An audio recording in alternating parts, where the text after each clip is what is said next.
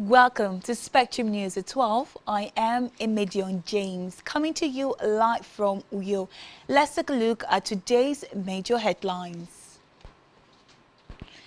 Federal government AFC signs $1.3 billion alumina investment deal.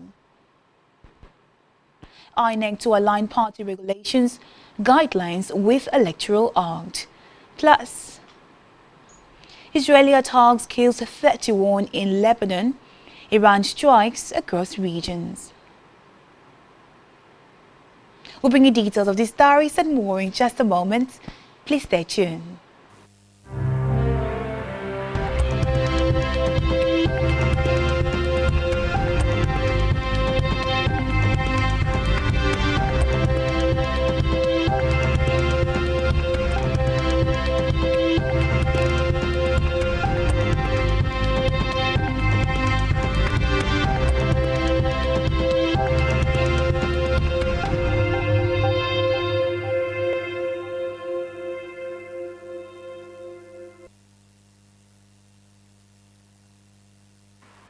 Good afternoon and thank you for staying tuned. First in the news this afternoon is that the presidency has dismissed viral video alleging that a chef attached to the presidential villa was arrested over an alleged plot to poison President Bola Tinubu, describing the news as false. The video, which gained traction across social media platforms, claimed the security operatives had arrested the alleged culprit, a member of the presidential kitchen staff, following intelligence reports of suspicious activities linked to food preparations within restricted areas of the villa. The special advisor to the president on information and strategy, Bayo Onanuga, described the video as fake news, stressing that the story was entirely fabricated and should be disregarded. He urged the public to rely on official communication channels for verified information, warning against the spread of unsubstantiated reports capable of causing unnecessary panic. Away from that, Nigeria's First Lady, Senator Oluremi Tinubu, has called on members of the National Assembly to remember their moral and spiritual accountability to God as they make laws for the nation. She gave the admonition during the dedication and commissioning of the National Assembly Chapel in Abuja, a project built by the National Assembly Christian Legislators Fellowship within the legislative complex. Addressing lawmakers, clergy and government officials, the First Lady described the event as both historic and deeply personal, recalling her 12-year tenure in the Senate when Christian legislators held fellowship meetings in committee rooms due to absence of a dedicated worship space. Oluremi noted that the chapel stands as a solemn reminder that while lawmakers exercise constitutional authority on behalf of millions of Nigerians, they remain accountable to a higher divine authority. She prayed that the facility would nurture humility, moral courage, and compassion among leaders. From the Red Chambers, the Senate leader, Okoyemi Bamidele, has pledged a ₦1 billion research grant to the newly established Federal University of Technology and Environmental Sciences, Iyin Ekiti, as the institution matriculated 1,563 pioneer students.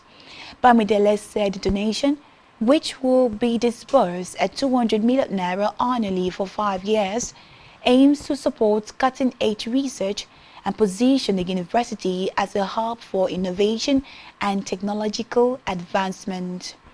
The lawmaker made the pledge during the maiden matriculation ceremony of the university, describing research as the backbone of any world-class institution and a critical driver of national development.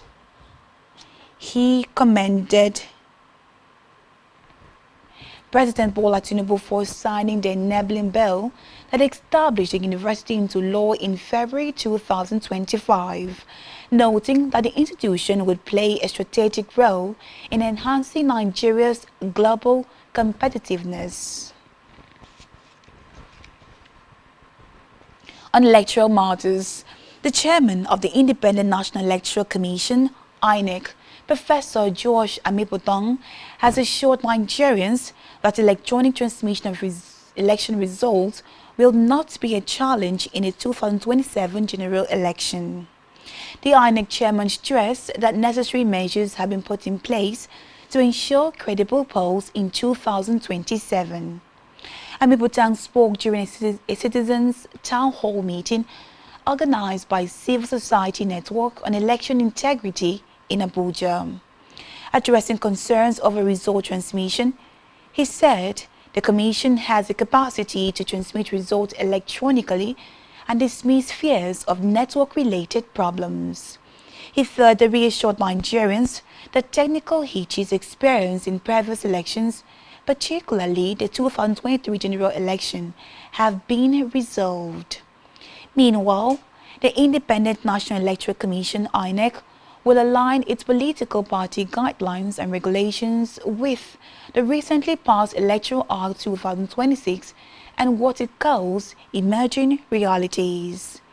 In a statement by the Chief Press Secretary to the INEC Chairman, Adeboye Oketola, the exercise represents a critical phase in the Commission's ongoing reform aimed at strengthening political party oversight, improving compliance culture, reducing pre-election disputes, and enhancing public confidence in Nigeria's democratic progress. The statement noted that technical workshop on the revision of the INEC regulations and guidelines for political parties is being organized and will bring together national commissioners and directors across operational departments, legal experts, election administrators, and institutional stakeholders to undertake a detailed clause-by-clause review of the existing framework, which was published in 2022. According to the statement, the recently enacted Electoral Act 2026 introduces significant legal and operational changes affecting political party administration, candidate nomination processes, compliance obligations, dispute resolution mechanism, and the Commission's regulatory mandate. Insecurity. As tensions heightened in the Middle East following the United States and Israel's war on Iran, the Acting Inspector General of Police, IGP, Olatunji Disu, has put state commands on red alert to prevent worsening internal security challenges. Specifically, Commissioners of Police in Northwest, Northeast, and North Central zones have been asked to heighten surveillance and intelligence gathering, strengthen collaboration with traditional religious leaders, enhance visibility policing around worship centers and public spaces, as well as swiftly address any attempts by individuals or groups to exploit global development to ignite unrest or sectarian tension. The directive was contained in a statement by the Force Public Relations Officer, FPRO, Acting ACP, Benjamin Hundayin, where the IGP reassured Nigerians of the service's commitment to protecting lives and property and national peace. The IGP called on community leaders nationwide to continue promoting peace and urged citizens to remain calm, vigilant, law-abiding, and report any suspicious activity to the nearest police formation.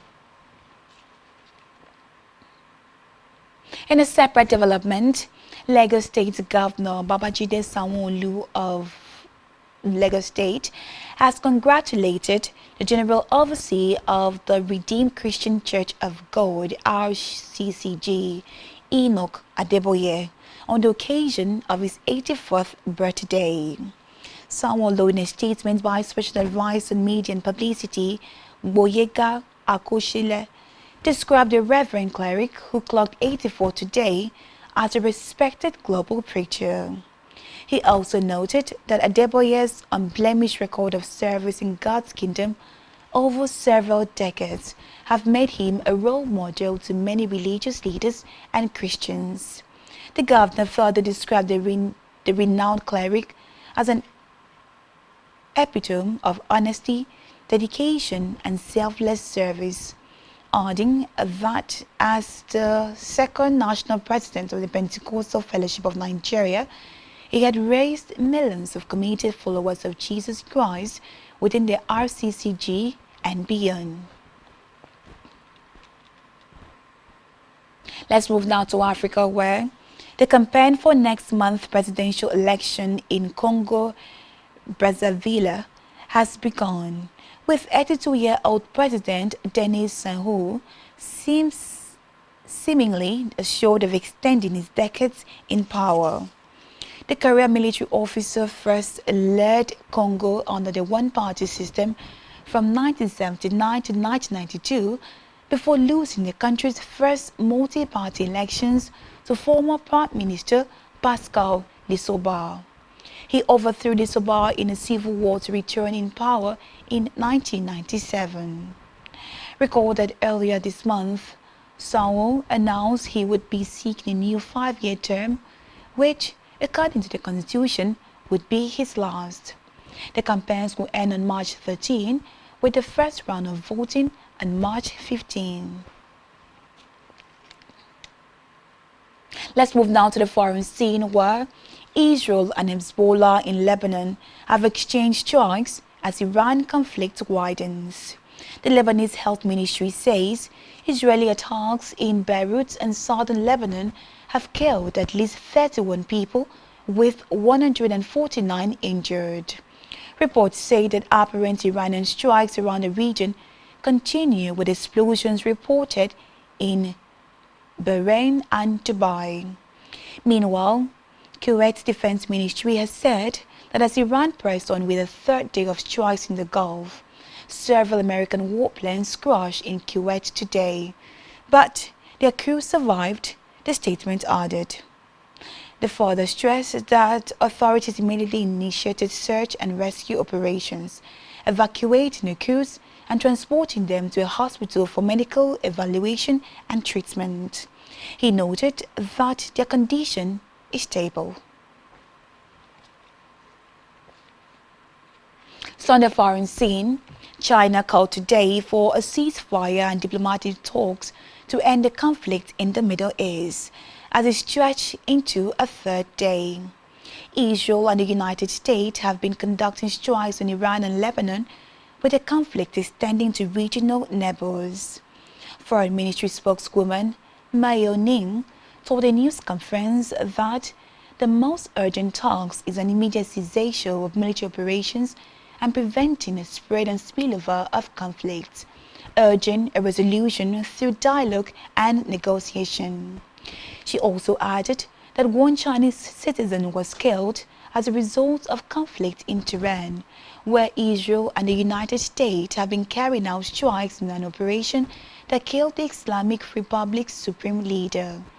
Mao added that the Foreign Ministry has instructed the Chinese embassy in Iran to provide assistance to the individual involved and the family, without giving further details. Still to come in the news. Iran threatens to withdraw from 2026 World Cup after US strikes. Stay tuned for details of this in just a moment.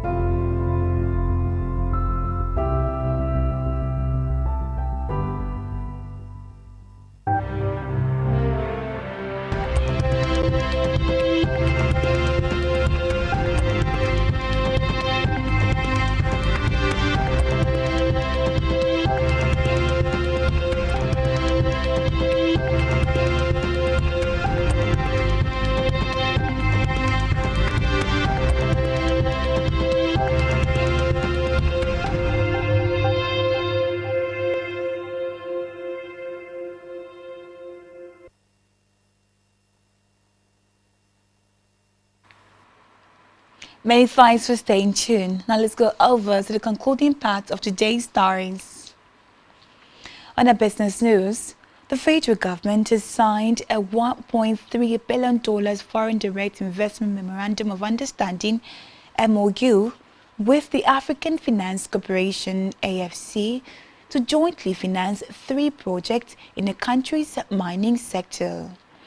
The agreement tagged the Alumina project will be executed through the Solid Minerals Development Fund (SMDF) as both a comprehensive geoscience map initiative and an investment vehicle. In a statement issued in Abuja, the Special Assistant on Media to the Minister of Solid Minerals, Segun Tumari, said the MOU marked the accumulation of discussions between AFC and SMDF on co-funding arrangement. Speaking at the signing ceremony, the Minister of Solid Minerals Development, Dr. Dele Alake, described the initiative as a landmark transaction capable of repositioning the mining industry and raising its contribution to the nation's gross domestic product. In health, the National Agency for the Control of AIDS has announced that Nigeria would take delivery of lenacapavir, a groundbreaking HIV prevention drug that has shown 100% effectiveness in preventing HIV infections in clinical trials.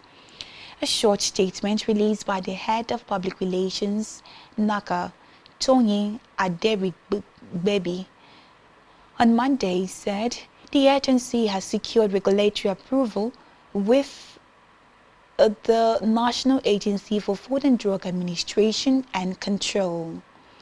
Lenacapavir is an injectable treatment administered twice a year, making it more convenient alternative to daily oral prevention drugs. The drug is expected to be available in Nigeria and 119 other low and middle income countries at an affordable price of $40 per person annually. This is a voluntary licensing agreement with generic manufacturers. Still in health, the Chief Judge of Ogun State, Justice Moshood Adeboye, has called for stronger collaboration among stakeholders, including the police, lawyers, judges, relevant government agencies and non-profit organizations to effectively address sexual violence in the country. Sanwo-Olu also advocated the adoption of technologies such as the use of video link facilities in sexual violence cases to allow witnesses, particularly children or traumatized survivors, to testify from separate rooms, thereby reducing the trauma of confronting the accused in open court. She said the judiciary occupies a pivotal and inaccessible position in the fight against sexual violence and must remain committed to ensuring that the court becomes fortresses for survivors, while offenders are adequately punished to serve as a deterrent to others. The Chief Judge, who was represented by Justice Funke Odungbanjo, met the call in Abeokuta at a stakeholders gathering themed Strengthening Laws, Policies and Institutional Coordination to Improve Justice Delivery in Sexual Violence Cases. We move now to sports, where Arsenal has re-established a 5-point lead at the top of the Premier League after the edge of Chelsea 2-1 yesterday. Mikel Arteta's men took the lead against Chelsea after William Saliba's header went in off Mamadou Sarr. But the Blues were level before the break thanks to Pedro Hinsapin's own goal. During Timber headed in Arsenal's winner, taking them up to 64 points with 9 fixtures left. Still in sport, Iran could boycott the World Cup after US airstrikes killed Supreme Leader Ayatollah Ali Khamenei. Donald Trump and Israel struck major Iranian cities, including Tehran, the capital, in a joint military operation, with the US vowing to hit them with a force that has never been seen before. The crisis comes just 3 months before the World Cup in USA, Canada and Mexico, which Iran are due to compete at. But Iranian Football Federation President Mehdi Tur has put the country's involvement in extreme doubt.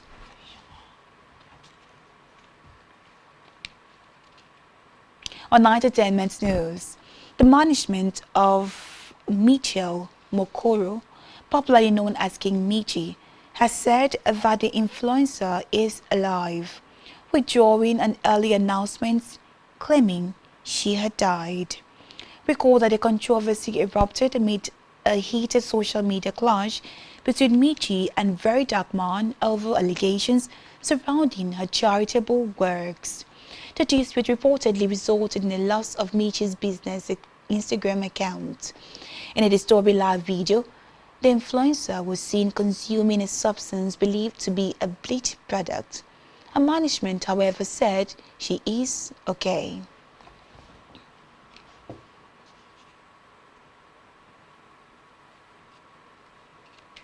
And that's all we have for you at this time. To ensure to follow us on social media, subscribe to our YouTube channel, all of which you can find on our website at spectrumtvlive.ng. You have been watching Spectrum News at 12. I am Emidion James. Do enjoy the rest of your day. Bye for now.